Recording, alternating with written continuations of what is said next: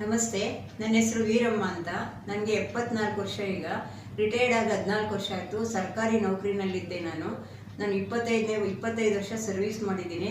ಆದ್ರೂ energy noni drink energy daily ಕುಡಿತಾ ಇದ್ದೀನಿ. ಬೆಳಗ್ಗೆ 25, ಸಾಯಂಕಾಲ 25. ಯಾವ ರೀತಿ ಕುಡಿಬೇಕು ಅಂದರೆ, ಬೆಳಗ್ಗೆ ಎದ್ದ ತಕ್ಷಣ ಹಲ್ಲುಜ್ಜಿ ಮುಖ ತೊಳ್ಕೊಂಡು ಟಾಯ್ಲೆಟ್ಗೆ ಹೋಗಿ ಬಂದು ಖಾಲಿ ಹೊಟ್ಟೆನಲ್ಲಿ 2 ಗ್ಲಾಸ್ ನೀರು ಕುಡಿದು 125 ml ಎನರ್ಜಿ ನೋನಿ ಕುಡಿತೀನಿ. ಅದಾದಮೇಲೆ ಅರ್ಧ ಗಂಟೆ ಆದಮೇಲೆ ತಿಂಡಿ ಕಾಫಿ ಎಲ್ಲ ಮಾಡ್ತೀನಿ.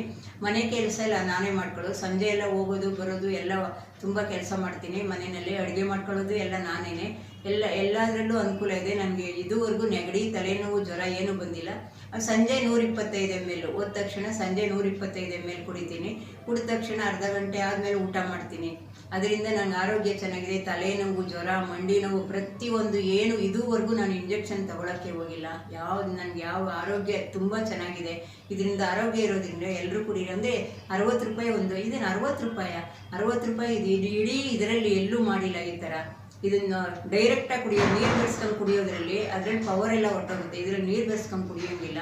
ತುಂಬ ಚೆನ್ನಾಗಿದೆ, ಎಲ್ಲರೂ ಕುಡಿಬೋದು. ಮನೆ ಕೆಲಸ ನಾನೇ ಮಾಡ್ಕೊತೀನಿ. ಅದರಿಂದ ಆರೋಗ್ಯ ಸಿಕ್ಕಿದೆ ನನಗೆ. ಎಲ್ಲರೂ ನೀವು ನೋನಿ ಕುಡಿ.